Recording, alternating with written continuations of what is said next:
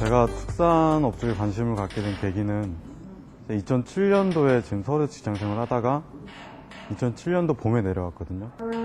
아버님이 혼자 하시기엔 좀 벅차시는 것도 같고, 저도 서울에서 직장생활 하는 것보다는 이쪽에서 자신의 일을 하면서 좀 자기만의 사업을 해보고 싶어가지고 내려온 계기가 됐습니다. 지금 여기가 부지가 한 3,000평 정도 되고요. 건평이 한 1,200평 정도 됩니다.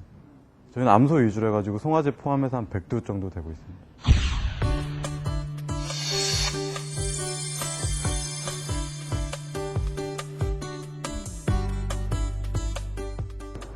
여기 보시면 다른 축사하고 다르게 지붕 위에가 굉장히 많이 벌어져 있습니다. 그래가지고 이 양쪽에서 대기 방식인데 양쪽에서 공기를 빨아들여가지고 위로 올리는 방식이에요.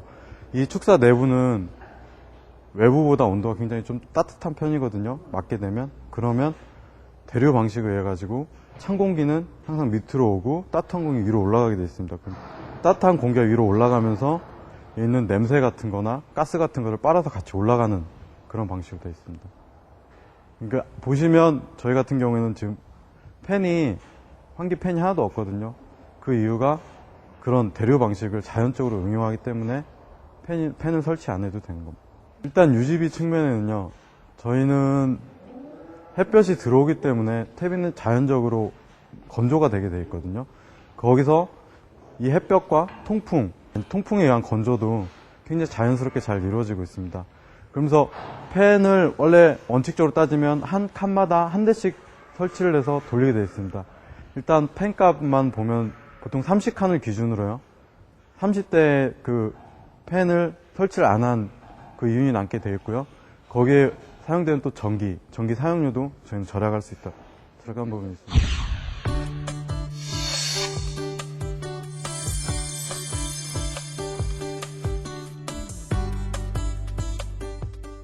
여기 보시면 먹이 자체는 무항생제예요. 지금 뭐 전국적으로 다 무항생제를 쓰긴 하지만 무항생제에다가 발효사료이기 때문에 얘네들은 솔은 미생물이 소화를 하게 돼 있거든요. 근데 그 미생물의 소화량을 도와주고 그다음 유해 미생물을 제거를 해줘요.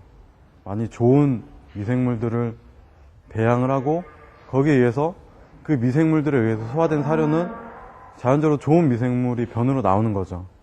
그러니까 냄새도 적고 좋은 퇴비로도 쓸 수가 있습니다. 근데 저희가 친환경 축사이라고 말씀했듯이 저희 이제 사람도 좋은 물을 마시면 건강해지는 일부러 약수터 가고 그러잖아요. 근데 저희 소들이 마시는 물은 알카리수예요. 그래서 굉장히 사료를 먹음으로써 소가 산성화된 몸이 알카리수를 보충함으로써 중성화로 변하죠. 그러면 소의 생명성도 장수성도 길어나게 되는 거고 그 다음에 훨씬 더 좋은 고기를 생산할 수 있게 됩니다. 그로 인해서 퇴비도 훨씬 더 고품질의 퇴비를 생산할 수 있게 되는 거죠.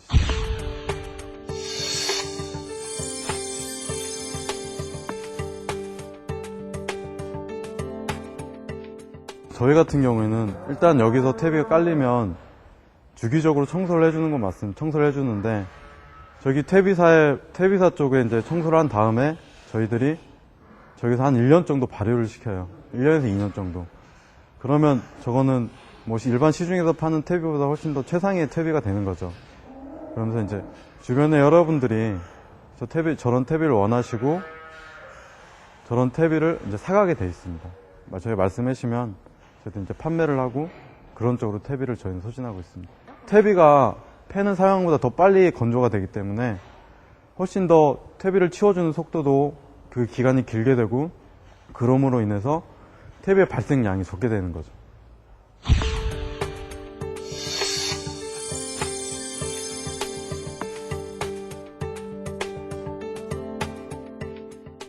많은 사람들이 와서 물어봐요.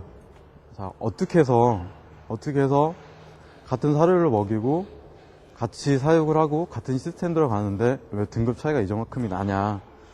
근데 저는 학자도 아니고 전문가도 아니기 때문에 뭐라고 정확히 말씀을 드리기 힘들어요. 근데 소 같은 경우에는 생물이거든요. 일단적으로 사람도 잘 크기 위해서는 환경이 중요하잖아요. 소 역시도 환경이 중요하다고 생각을 해요. 그러니까 손이 좀 더 가더라도 좋은 환경을 만들어주고 그로 인해서 저가 좀 살이 많이 찌고 안 찌고는 그 다음 문제고, 소가 좀 편안할 수 있는 상황을 만들어줘야 된다고 생각을 해요. 그러면서 그거에 따른 증체나 고급육이나 엄밀히 따지면 그거에 따른 부대 효과라고 생각을 해요. 주 효과는 아니고. 저는 가장 강조하는 거는 스트레스를 주지 말자. 그게 소한테 가장 중요하다고 생각합니다.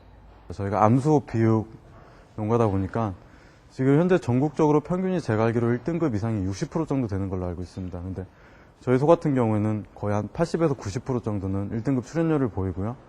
그리고 한 20% 이상은 그 2+ 이상의 성적을 보이고 있습니다. 지금 이 먹이 같은 경우에는 지금 여러 군데서 미생물 발효 사료 같은 거를 실험도 하고 지금 판매에 있는 중인데, 이 사료 같은 경우는 굉장히 나름대로 여러 번 실험을 해가지고 검증을 받았다고 생각을 하고 있습니다. 저희 소 같은 경우에도 다른 데서 오면 어떻게 보면 기초적인 형질 자체는 그다지 뛰어나다고 저는 생각을 하지 않습니다. 근데 저희가 중요하다고 생각하는 부분이 사육 환경, 즉 마시는 물, 먹이는 사료, 그리고 소가 지낼 수 있는 환경에 대한 쾌적도라고 생각을 하고 있습니다.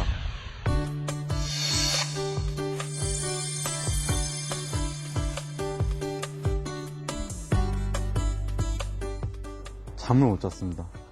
FTA 그게 리준돼가지고 굉장히 걱정이 많아요. 저 같은 경우에는 축산업 분야도 굉장히 걱정이 되지만, 일단 저희 축산업계가 지금 현 상황이 굉장히 힘든 건 사실입니다. 아무리 고급육을 생산한다고 하더라도 너무 어려운 형편인데, 그 정부에서는 일단 지금 많은 기관에서 노력은 하고 있지만 소고기 소비 촉진에 대해서 좀 더 노력해 줄 수 있고 관심을 가져줄 수 있고, 저희 또 너무 지금 많은 정부에서 많은 금액이 투자된 건 사실이지만 실질적으로 몇몇 사람들 때문에 실질적으로 저희 이제 어떻게 보면 선한 그 축산업자들이 많은 피해를 보고 있는 건 사실이에요.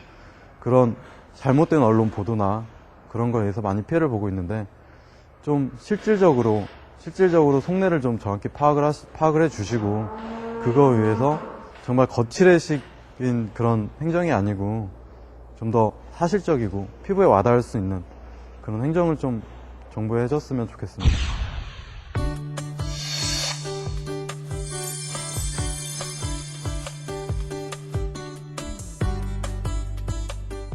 이제 계획은 일단 사육 규모를 좀 더 확대를 시키고요.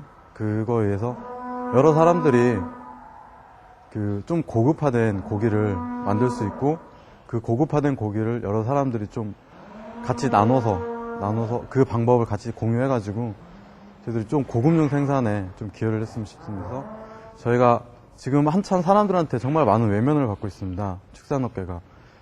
근데 그런 외면을 받는 축산업계가 아니고 서로 상생해 갈 수 있는 이런 분뇨 같은 문제도 여러 사람이 나눠서 쓰면 자연적인 퇴비잖아요.